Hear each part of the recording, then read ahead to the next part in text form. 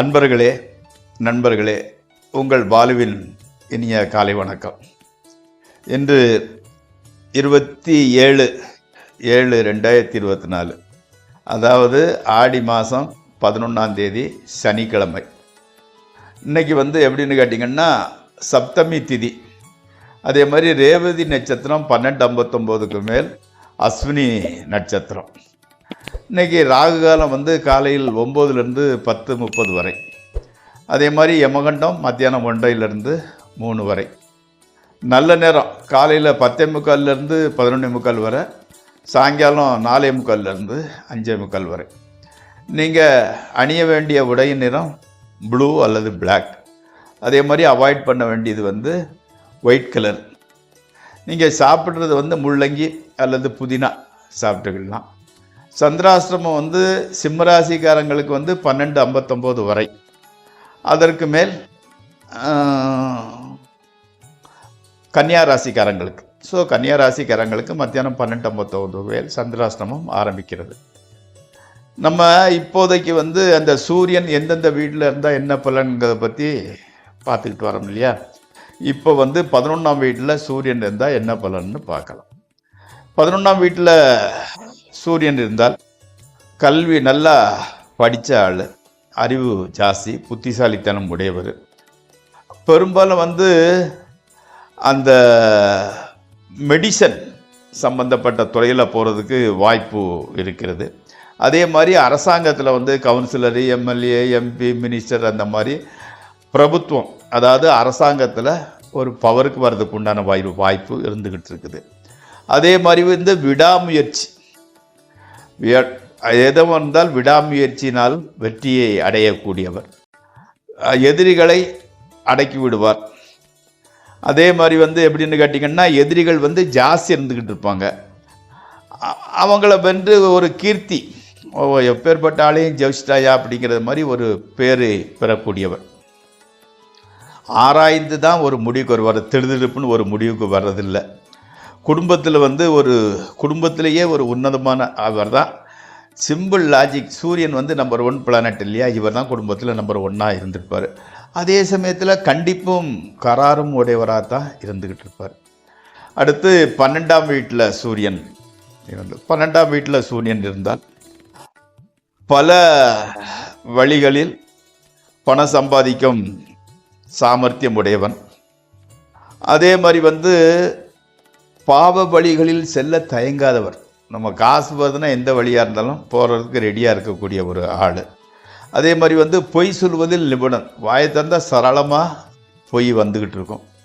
அதே சமயத்தில் எப்படின்னா ஏமாற்றுவதில் கில்லாடி. ஈஸியாக மற்றவங்களாம் ஏமாற்றிடுவார். ஆமாம். அதே சமயத்தில் எப்படின்னா மாந்திரீகம், அந்த மாதிரி கீழ்த்தடியான இந்த மாதிரி பிளாக் மேஜிக் வைக்கிறது, இந்த மாதிரி எப்படில செயல்களில் நம்பிக்கை உண்டு. அதில் ஈடுபடக்கூடியவராக இருப்பார். நண்பர்களே, நாம் இப்பொழுது ராசிபலன் நிகழ்ச்சிக்குள் செல்வோம். இந்த ராசிபலன் நிகழ்ச்சி உங்களுக்கு உபயோகரமானதாக அமைந்தால் தயவு செய்து சப்ஸ்கிரைப் செய்யவும், லைக் செய்யவும். முதலில் மேசராசி. மகன் அல்லது மகள் பேரில் வீடு வாங்கணும்னு நினைக்கிறீங்க. ஆமாம்.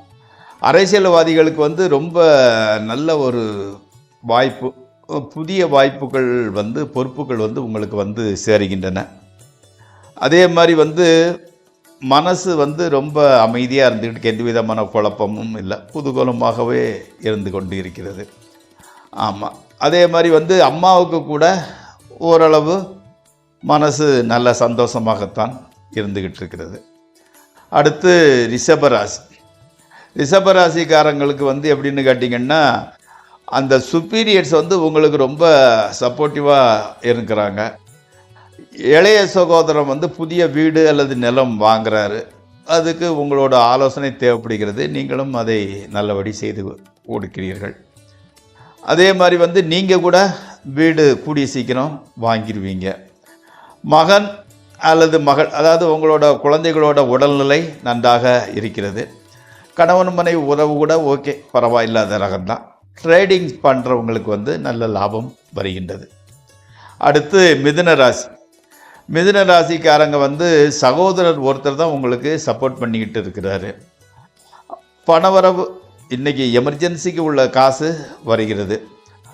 மகா வந்து உங்ககிட்ட ரொம்ப பாசமாக இருக்கிறாங்க. சின்ன பிரயாணம் வந்து செய்ய வேண்டி இருந்துக்கிட்டு இருக்குது. உங்கள் தொழில் வந்து கொஞ்சம் மந்த நிலையாக தான் இருக்கிறது. அதே சமயம் செலவும் கூட ஜாஸ்தி வந்துக்கிட்டு இருக்குது. ஆமாம். அதே மாதிரி வந்து கணவன் மனைவி உறவு ஓகே, வெளியே தெரியாமல் பூசி மெழுகிட்டு அப்படி நடந்துக்கிட்டு இருக்கிறீங்க. அடுத்து கடகராசி. அரசாங்க உத்தியோகத்தை எதிர்பார்த்து காத்தவங்களுக்கு நல்ல செய்தி வந்து சேருகிறது.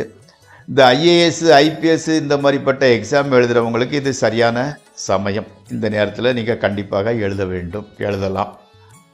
அடுத்தால வந்து அந்த பண வசதி ஓரளவு நன்றாக இருக்கிறது. ட்ரேடிங்கில் கூட உங்களுக்கு நல்ல லாபம்தான் வந்துக்கிட்டு இருக்குது. உத்தியோகம் செய்கிறவங்களுக்கு உத்தியோகத்தில் ஸ்மூத் சைலிங், உத்தியோகம் வந்து சுமூகமாகவே செல்கின்றது. அடுத்து வந்து சிம்மராசி. நீண்ட தூரம் பிரயாணம் பண்ண வேண்டியது இருக்குது. ஆனால் வந்து எப்படின்னு கேட்டிங்கன்னா கொஞ்சம் அதை குறைச்சிக்கோங்க. புதிய துணிமணி நகை நட்டுன்னு வாங்குறீங்க. இன்றைக்கி வந்து மத்தியானம் வரைக்கும் சந்திராஷ்டமம் இருக்கிறதுனால அந்த பிரயாணங்கள் அதை வந்து கொஞ்சம் ஒத்தி வச்சுக்கொள்ளுறது நல்லது. எல்லா காரியத்திலையும் மத்தியானத்துக்கு மேலே பார்த்துக்கொள்ளலாம். பணவரவு திருப்தி. அடுத்து கன்னியாராசி. அதாவது நஷ்டத்தில் நடந்து கொண்டிருந்த உங்கள் தொழில் வந்து நஷ்டத்துலேருந்து மெதுவாக லாபத்துக்குள் செல்கிறது. வரவேண்டிய லோனும் அரசாங்கத்தில் வந்து லோனுக்கு அப்ளை பண்ணியிருந்தீங்க. வரவேண்டிய லோன் வந்து சேங்ஷன் ஆகிவிட்டது. நண்பர்கள் வந்து ரொம்ப சப்போர்ட்டிவாக தான் இருந்துக்கிட்டு இருக்கிறாங்க. கணவன் மனைவி உறவு கூட நன்றாகவே இருக்கின்றது.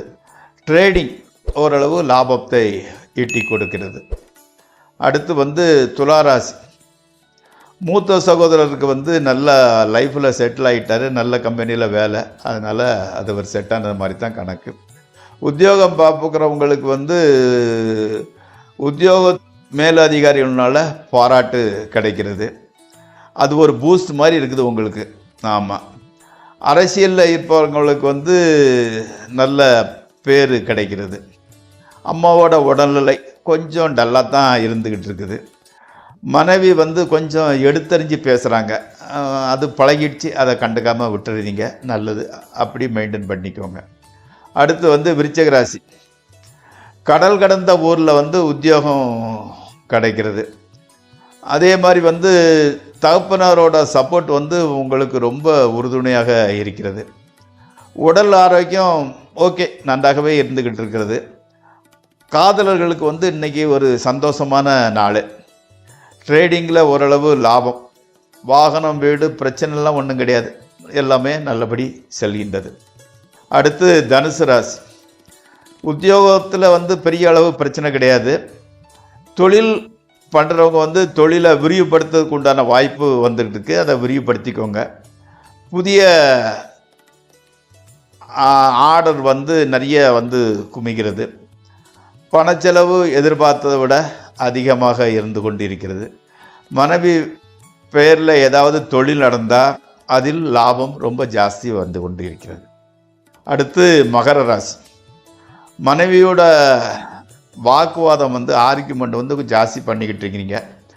குழந்தைகளுக்கு வந்து எஜுகேஷன் நல்ல முறையில் சென்று கொண்டு இருக்கிறது.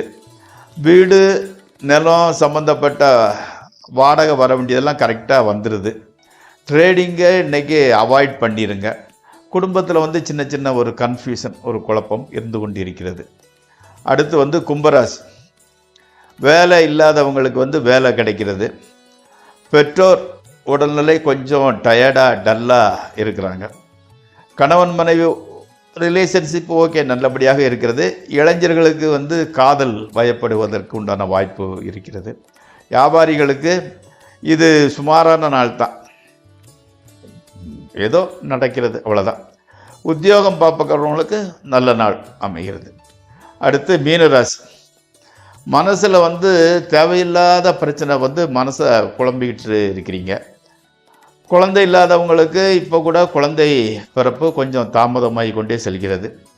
ட்ரேடிங்கை வந்து அவாய்ட் பண்ணிக்கோங்க. மாணவர்களுக்கு வந்து எஜுகேஷனில் வந்து கொஞ்சம் இன்ட்ரெஸ்ட் இல்லாமல் போய்கிட்டு இருக்குது. மனைவியின் உடல்நலம் கூட கொஞ்சம் டல்லாக இருந்துக்கிட்டு இருக்குது. நீங்கள் வந்து மெடிடேஷன் பண்ணிக்கோங்க, உங்கள் மைண்டை கண்ட்ரோல் வச்சுக்கோங்க. நண்பர்களே, அன்பர்களே, இந்த ராசி பலன் நிகழ்ச்சி இத்துடன் முடிவடைகிறது. நாளை மீண்டும் சந்திப்போம். உங்கள் பாலு.